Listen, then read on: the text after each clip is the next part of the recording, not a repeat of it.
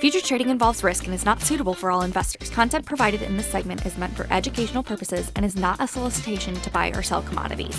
Hello, and welcome to Forecast Update Live, a video series from Ever.Ag Insights where each month we gather to discuss our dairy market forecast.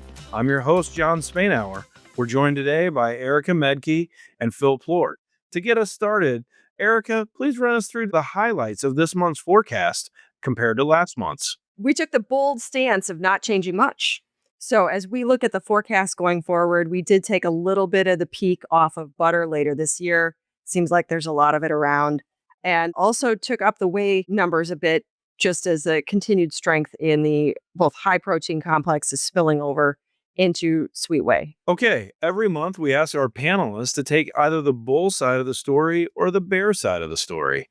Erica, you've taken the bear side of the story this month. Take it away and let us know what you're seeing out there. Well, John, there's two important pieces all related to supply that to me are the real bearish signals in this market. The first is we have more milk, and the second, we have more products.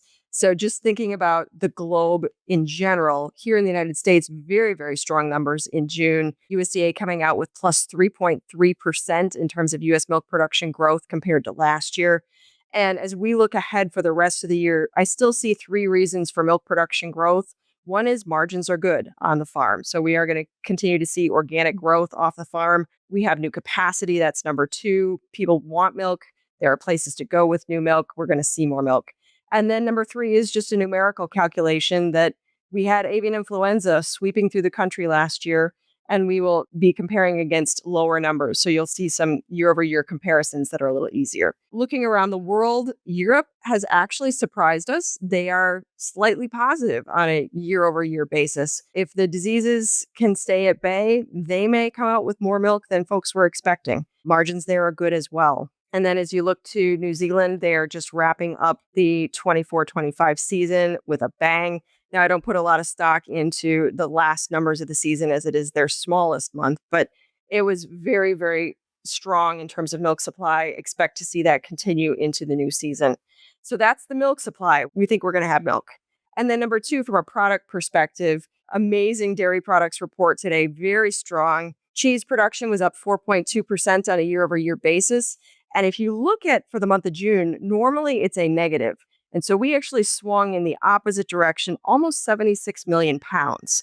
And when you look at butter, it's a similar story. Butter production in June was up 10.4%, a swing from the 5-year average by 45 million pounds. So clearly we have the milk, we have the product, and that's up against demand that is stable at best. All right, Erica, thank you very much. Phil, this month, you're our bull. Yeah, it seems possible that Matt was out of town today because no one wants to argue the bull case, right? That's going to be my theory. But I will say this, and this is only half joking. I think the biggest reason to be bullish is that everybody's bearish. And the milk production report that came out a couple of weeks ago, we were mildly surprised. We've been kind of I think we've been on the more milk side of the ledger more so than others, but 3.3% surprise to the upside even for us.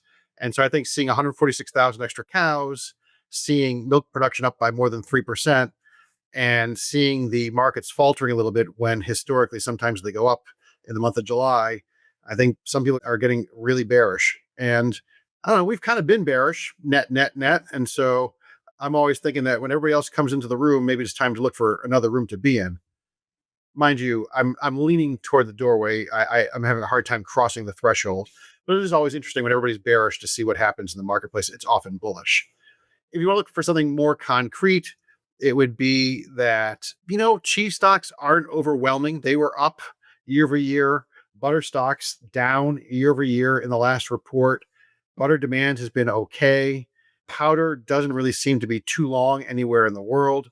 And so I think that we're not as long of some products as you might guess in the current environment. And we do have seasonal demand coming around the corner. We're already starting to hear about a pretty good draw of milk into the Southeast as schools get going. It's been hot in the Northeast. I think milk production there has been a little bit less exciting. And so I think the draw of milk away from the Midwest into the South will be a little bit bigger this year. So I think that milk could be a little tighter here over the next few weeks, 5-7 weeks than some people expect. And so that could create fertile ground for a rally. Remember, in the cheese market, especially, all it takes is a shortage of 4 to 30-day-old cheese to generate a rally. I'm not saying that we expect real fireworks, but I think that, could we get short? Sure. We could get short for any couple week period. Phil, just, bringing Erica's conversation about dairy products involved here related to butter. Erica, you noted that butter production was up quite a bit from month to month and year over year. And yet our stocks report came in lower. And, now that we have the exports, we'll run the balance sheets. But I suspect it's going to imply that there was a pretty darn good domestic butter demand. Is that the case? From an export perspective, that's been kind of the release valve. 115 million pounds of cheese, that's a record for the month of June, and 100% increase in butter. So that's definitely been a place where product has been going to keep it out of domestic markets here in the US. Phil? Yeah, I almost forgot that, the export story is not new, but that is also still bullish, right? We moved record amount of cheese, as Erica said. Butter exports were good. So, we're not likely to get too long on products sitting on our shores if we can keep moving it to other countries. To your point about butter demand, for the month of June, I calculate domestic implied use as up 7% year over year. For the first 6 months of the year, domestic butter demand was up 4%. And the retail numbers, kind of don't argue with that all that much. So we are seeing a little bit more butter consumption, and that's not unfriendly for sure. Those are big numbers out there. And as we've said in the past, we're going to need those demand numbers because we've got a lot of milk and a lot of finished goods coming at us. Okay. Every month, Phil brings us what we refer to as the favorite look. Phil, I'm excited to see what you've got this month for us. Yeah, this is a really cool one. And this is really Matt Gould's work. We've been trying to get a quantitative handle on the impact of beef income on dairy farm finance. As you know, lots of beef on dairy animals, they're worth a lot of money. Beef futures prices, live cattle futures prices hit all-time record highs again in the past couple of weeks. And so we see that beef income going higher, higher, and higher. And one of the first cuts that Matt's taken at the data shows that in the month of June, we estimate that beef income, so that's from cull cows and calves, added up to more than $4.35 per hundredweight, which, the long run average is about $1.25 to $1.50, and we're up to $4.35. It actually added up to about 17% of milk income in the month. We're also trying to figure out what the impact on profitability is. Matt's theory is that beef income could be making up as much of dairy farm profitability as the milk side. We're still working out the data on that, but 14% of total revenue is a big number, way up from where it had been hanging out in the past. And so this beef thing is big and getting bigger. That's pretty amazing. I'm guessing that's just not a discussion that we've ever really had before. The dairy farmers have always been in the beef business to some degree, but dairy farmers are really the beef business now. Yeah, stay tuned. We're going to keep digging on this one. Okay, that'll do it for this month's episode of Forecast Update Live. Thank you to our panelists. Thank you to everyone on the Ever.Ag Insights team for your work on the forecast. And thank you, the viewers, for tuning in. If you like this video, be sure to subscribe to our YouTube channel, give us a thumbs up, and share with a friend.